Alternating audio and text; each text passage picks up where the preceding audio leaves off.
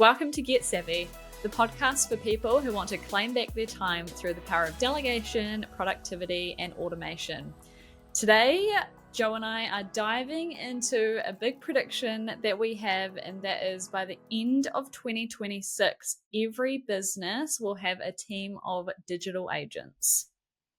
Yeah, that might sound a bit futuristic, but we are really starting to see the early stages of this happening right now.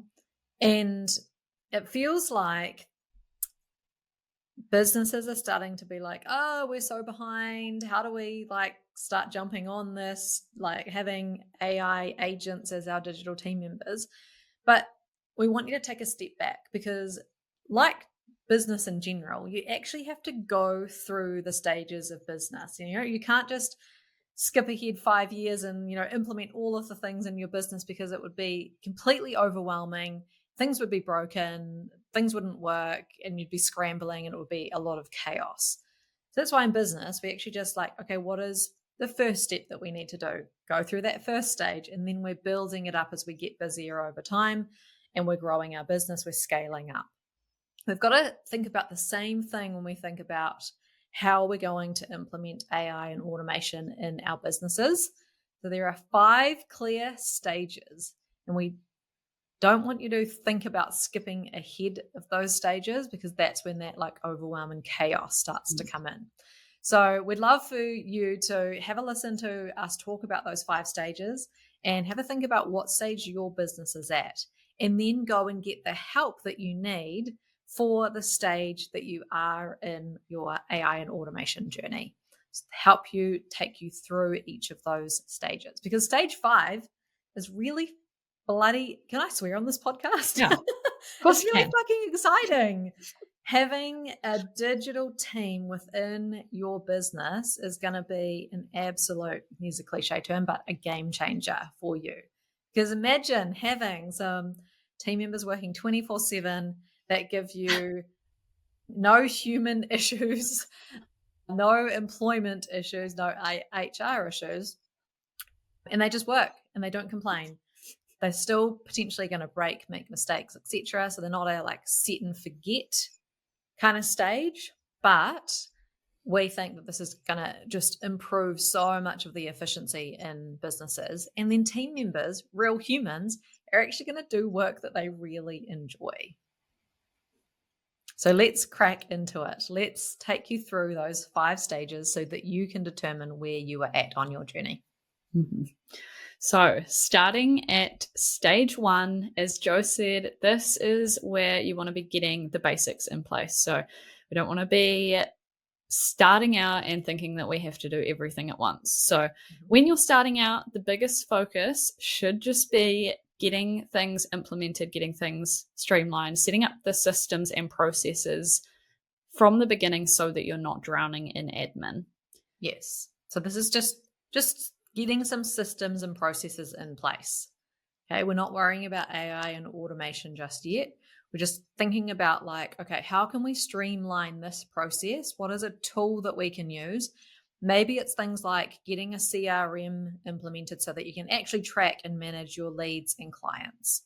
And just a simple one to begin with if this is brand new to you. Mm-hmm. Or maybe it's a task management tool. Maybe you're using your inbox as your task list, or maybe you're using pen and paper or scraps of paper and it's all over the place. Getting everything all into one system might be a good first starting point for you. Yeah. So doing this will future-proof those tasks for you as well. So thinking about those things that are going to mean that you actually have a process in place that can be replicated by other team members as well. Yeah. So this might also be things like getting your Xero set up, getting all of those basic tools in place that you actually need to run your business. Getting structured workflows even for client or team member onboarding or offboarding, and having those steps to follow for those processes. Yeah. Some templates, right? So you're not starting from scratch each time you're onboarding a client. You've got a proposal template maybe, or you've definitely got your contracts that you need people to sign. So you've got these things in place that you can just pull out. Okay, here's my process. This is how I onboard, offboard team members, clients, anything like that in your business. Yeah. So this is things that make your life easier. Doesn't necessarily involve automation just yet, but getting those basics in place. Yeah. First stage, systems and processes, the basics. Get that right. And then once you have got that in place, then step 2 comes in, and that is optimizing those existing tools and apps that you do have and starting to explore their built-in automations, because a lot of tools, app software at the moment, everyone knows that AI is making this big boom at the moment. And so most of those tools and apps will already have some kind of built-in automations now. So actually going and exploring those existing ones, those tools that you're potentially and probably already paying for, what features do you already have access to? Yeah. And this is more about automation rather than any AI at this stage. Okay. So it's how do we automate some things inside the existing tools or the new tools that we've got implemented? This could be things like having a welcome email sequence. So someone subscribes or joins your mailing list, could be in something like MailChimp or HubSpot, ActiveCampaign. There's a whole lot of them. When someone subscribes, having an automation that actually sends a welcome email. Hey, thanks for joining our community or our list or whatever. Here's some information for you, maybe a next step. Okay, so that's automated. So you're not having to do that manually. There's a trigger, they sign up, an email gets sent to them. Or even tagging those contacts when you do have people in those lists based on their interests or how they signed up or their behaviors or their purchases. If you're an e-commerce store, tagging those people so that they're then an easy list for you to send future newsletters to. Yep, steps like that. Also, your abandoned carts. Again, if you're an e-commerce store, then sending those reminders and having those set up to automatically send out to those customers when they abandon carts, having those go out so that you can bump them back to the checkout. Yep. And maybe there's some social media scheduling that you could do. So using a tool, something like the Meta Business Suite or Buffer, later Hootsuite, Publer, there's a whole lot of them as well. But actually going in and scheduling out your social media posts so that they automatically get posted each day or whenever you want to schedule them.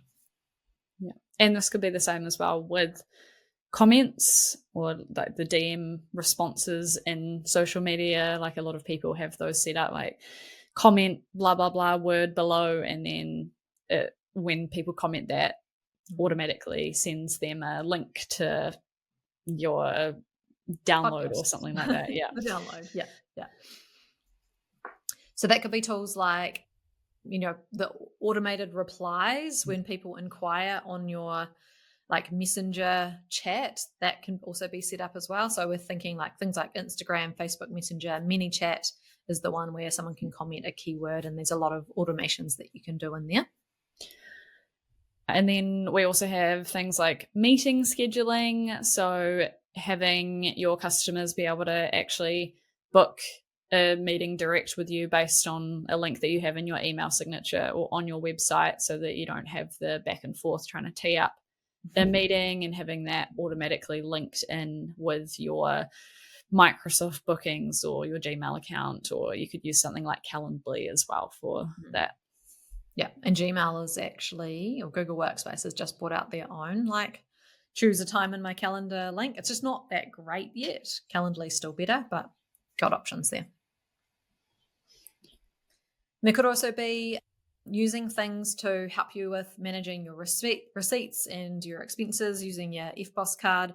So there are absolutely tools that you can use that will automatically read your receipt that you upload into an app or your tool, and then automatically put it in as a bill so that you can go in and you can check it or have your bookkeeper check it from there. So reading of the receipts and entering data, that data entry, that's absolutely something that can be automated.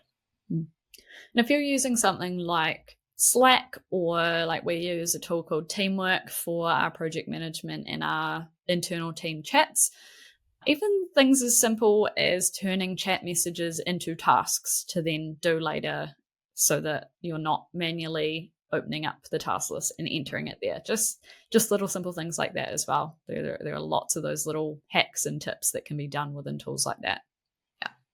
So the key with this stage 2 is that you are using all of the automation features that are already built into the tools that you have implemented already. Okay, so we want you to fully utilize the automation in your tools before moving into stage 3. Mm-hmm. Stage 3 is then connecting your tools together. So you've got the automations in place with your existing tools, and you've got really good tools and apps working for you, but they don't always link up and talk to each other. And there is no one perfect app or tool or software that's going to do that. And there are many out there that are going to promise you that they can do it all. But we can promise you that if they do, they're lying. There is no silver bullet for this. Yeah. There's no one tool that you can just implement in your business that it does all the different things, right? No. That's why there are specialist tools. But the problem is that they don't actually talk to each other. So you might end up putting the same information into your CRM and then putting that information into your Xero and then putting it, in your time tracking tool or somewhere else. Just thinking of examples that we have. And it's like, why am I putting this information into all of these different tools manually? Is one kind of example. So we want you to think about this stage. We want you to think about how can you use a tool like Zapier or Make to actually bring the tools together and be able to have them talk, so that when something happens over here in this tool, it then triggers a link in what triggers a zap inside Zapier, an automation that then does something in a different tool. Okay, so and that's happening behind the scenes because a trigger is happening. So something gets entered somewhere, or something gets downloaded, or someone fills out a form, and then that triggers the tool like Zapier to then do something in another tool. Yeah. Does that make sense? Yes. So the stage is moving on from obviously the last step, and now we're talking about multiple steps in a process, and multiple apps talking to each other. So I think we've talked before about an example where, like, if someone signs your proposal, it then sends a trigger over here and sends an email, and then maybe it puts some information into your CRM and then creates an automatic task list assigned to your team members. So and then creates an invoice in Xero, like that kind of automation process. Another example too is that we have a client who has really extensive Zapier automation set up, which is awesome. They're using HubSpot. And so when a deal, which is like, an opportunity or a lead, wants to go ahead with their service, they have sponsorship levels. So this lead wants to go ahead, and then a team member marks in the HubSpot system that this deal is now confirmed, and they have different things in there, different fields. One of them is a sponsorship level. Other details are in there as well. And then when that moves through to the one stage, that means that the Zapier will pick up that trigger and then go through and create an invoice in Xero with all of the details required and the right amount, the right sponsorship level mentioned in the description. So a really robust, awesome invoice that's specific to the type of deal that's been done. And then that's ready for the team to review and then send. So Zapier is probably the most well-known tool that is really, really good at doing this. Yeah. Another example that I have in another business is that when someone fills out a quiz in our quiz tool, it then asks them to put their email address and what country they are in, and they get one of 4 different results all inside that quiz tool. And then I have a Zapier Zap that's set up with different pathways. So depending on what result that they get from the quiz, then means that they go into my CRM system and it triggers the correct email based on what result they got. And it also tags them as a New Zealander in Australia or from the rest of the world. So that now I'm segmenting and tagging so that I can do something specific for Australians or specific for New Zealanders. And it's also giving them the email with the result and their download of their PDF all automatically with two tools that are awesome on their own, but they don't talk together and they do different things. So that's why I've got a very extensive Zap set up for that. Mm-hmm. So in this stage, you will basically have things as streamlined as possible with that first trigger, setting it off, and then eliminating all of your manual processes for the rest of that process until it gets to another point or sends the thing that it needs to send. So it should be quite streamlined by this point before we go into stage 4. Yeah. Stage 4 is now when we start introducing AI to your workflow. So they actually start stepping in, AI. So this is, that progression from automation to AI, as they are different things, as we've said. Yeah. So this could be where you are using ChatGPT to be your content creator. So you're still going in, you're prompting it, training it, you're giving it the really good context, your brand voice, all of the information so that it actually provides you a good result, but you are using it to speed up that process of, say, creating your content. That's one example. Yeah. Or again, there are some AI integrations with, say, Outlook or Google Workspace. So things like AI-powered email responses where it helps you actually write the entire response and is analyzing or reading the email that you got and then helps you respond to it as well. So there's integrations, or you could copy and paste the thread into something like ChatGPT or Meta AI or one of the free chat tools and do it that way as well. Or use Gemini, like actually inside your Google Docs. So I've used that before. I said, can you tell me what the time is that I need to send the next email in an email sequence that we got written by a copywriter. So I didn't have to scroll through and try and find like what the time was. And over in Microsoft 365, it is the Copilot. My line just went blank. Copilot, where you can actually use it inside the Microsoft 365 apps. So that's where we're starting to introduce and think about how can AI be right there and actually helping us speed up processes, speed up our things that we need to do, that we need to create. Mm-hmm. Chatbots are also an interesting example because previously chatbots without AI, they kind of have set responses. So like this person chooses this and then it sends them this set response. Whereas now with AI customer support chatbots, we're getting to the point where, again, you still, like ChatGPT, need to train them, give them some background information about your business and the type of things that it actually needs to give customer service support on, that then it can formulate responses based on the input that it's getting from the customer for you. Yeah. So it's more like having a conversation and it can dynamically manage that conversation. Yeah. And we've also got things like data analysis that it can do for you. Again, that can just be done within something like ChatGPT. You can upload documents to it. I've definitely used that before where I wanted it to. So we were thinking about changing the pricing model and structure that we have in our business. And so we got the history of the entire time tracking entries for our whole 25 team members across an entire year, which is 30,000 lines, and put it into ChatGPT, and it managed to analyze that for us and help us with that decision about changing our pricing model. Which, if we were going to do that ourselves manually, that would have just taken so long. We wouldn't have bothered if we had to do that manually ourselves. Yeah.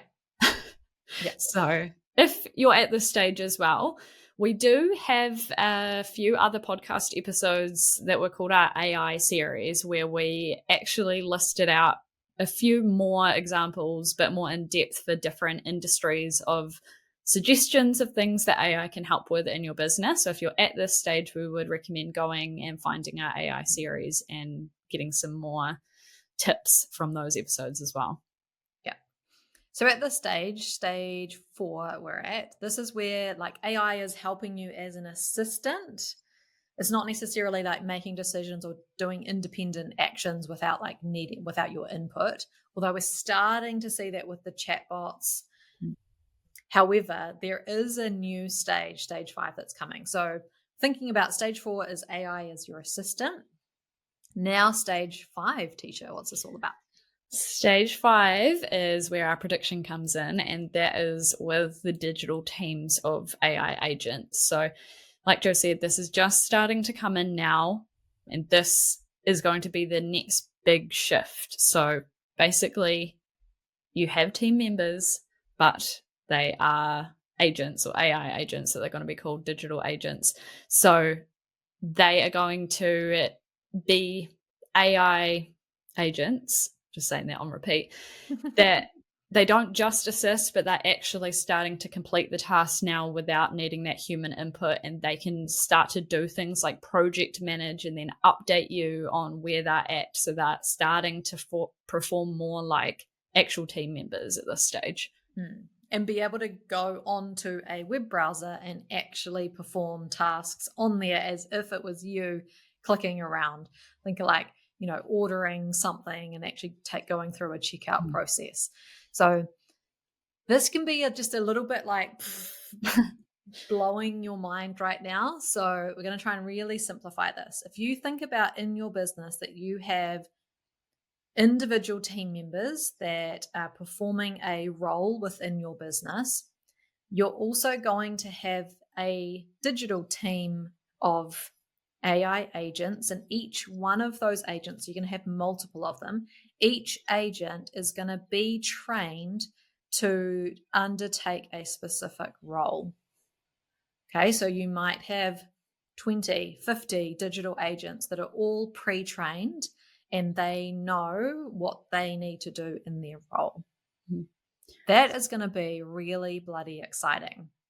It's not going to be a simple, easy, quick fix though. And what we really want you to understand is that you can't just jump to the stage. You can't go, I want the digital team because that sounds amazing. Well, the digital team is only going to work if you have gone through the other stages and you have systems, processes, and tools and automations and things happening in your business already, because digital agents can't just come in and fix all your problems and save the day. Okay, so we're going to have some groundwork done first so that the digital agents can be using the tools and performing their tasks. Mm-hmm. They are going to have to be trained because they are not going to do the job that you want them to do without the training. They don't just come in and perform a job perfectly without all the context and without you saying, I don't actually like that you do this. I need you to do it this way. So they're going to be not a set and forget team. They are going to be like your other team members. They're going to need the background, the feedback, the tweaking, like, hey, let's do this a bit differently. And that consistent, like, upskilling and training. Okay. The only thing that's going to be different though is that they're going to work 24/7 for you and they're never going to complain. Yeah. And they can do mass amounts of production. Yes. Yeah. Yeah. Okay. So let's give you some examples of like early things that we are starting to see, because this is not widely available, just like off the shelf buying, like, here's my tool that's going to give me these digital agents that can now go off and execute the task. Okay. But this is starting to come. We're seeing signals of it, and we're seeing tools that are starting to come in and do a specialist kind of task. The thing that we're waiting for is for a tool or a way that we can actually set up our digital teams and have them executing those tasks like in an all-encompassing tool. That's coming. What we don't want you to do is start to like think, oh, I need this AI tool and this AI tool and this AI tool, and then you're just blowing out your subscription budget with all of the different options that are starting to come available. So we're still at that stage where we're watching and waiting and starting to do little tests with some of the tools that are coming out. Okay, so an early example of this is, and one that's super cool, is called Serif. And it is a Gmail add-on. And this is essentially a tool that is like a email management assistant. So it is going to read all of your emails, and then it's going to tag them to say needs reply, and it's going to have the reply that it's suggesting or a couple of replies for you to choose from. It's even going to be like if someone was asking to book a meeting with you, it's even going to be able to have a look at your calendar, because it's all within the Google Workspace, and see when you're available and suggest the time to someone, and then actually have that draft ready for you to push send. Okay, so it's going to filter through, it's going to tag the different categories of the email so that you can go in and you can look and say, oh, these are the ones that I need to reply to. I'm going to check the reply or adjust it, and I'm going to push send on these emails. Like that is a massive time saver. I think it's $20. I'm not sure if that's US or New Zealand, $20 a month for that add-on. So you can see how it's just taking one small thing that it's doing, and it's $20. So we just want you to be mindful of all the different tools that are coming onto the market. Mm-hmm. And ChatGPT has also released a couple of different options that are starting to move in this direction as well. Yeah. So scheduled tasks is something that has come out on the Plus version, which is the $20 US a month Plus version of ChatGPT. They've just released it. You click on your, like where you would choose which model you want to use. You're clicking on that, and in the drop down, you'll see a new thing in there called scheduled tasks. This is where you can, I think the maximum is 5 right now, but obviously that's going to change depending on when you're listening to this podcast. You can ask Chat to do something every Monday at 9 a.m. Please send me the latest news on whatever your industry is. 5 top stories from my industry or something. And so that's going to do that every Monday at 9 a.m. without you needing to go in and prompt, right? Which is what we're used to doing with ChatGPT.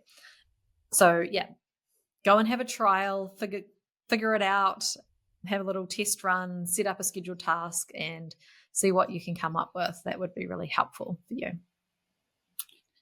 And then the next step above that ChatGPT has to offer now is what's called Operator, which is available for $200, is that US? Yeah. Dollars a month. So this is the pro version. Yeah.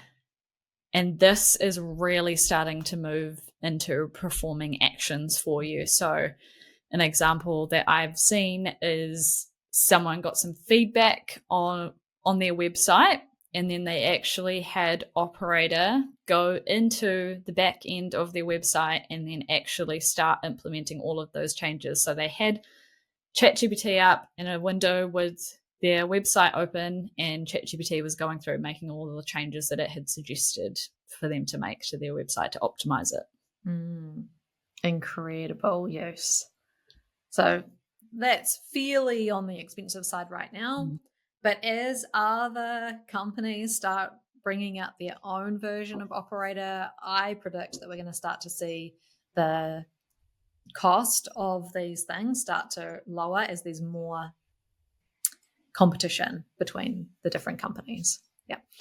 The other one that we've talked about previously is Relevance AI. So I'm still keeping an eye on that one. This is where the tool promises to be able to have you set up your own digital team with multiple team members. They can't quite go out and perform actions just yet, but I know that they're going to be working on that, and that is going to be something that's coming in the future. So that is just the start of seeing what tools are thinking about in terms of those digital teams and managing them all in one space. So we're very, very excited to see those tools coming out and soon be able to manage a full digital team. Yeah.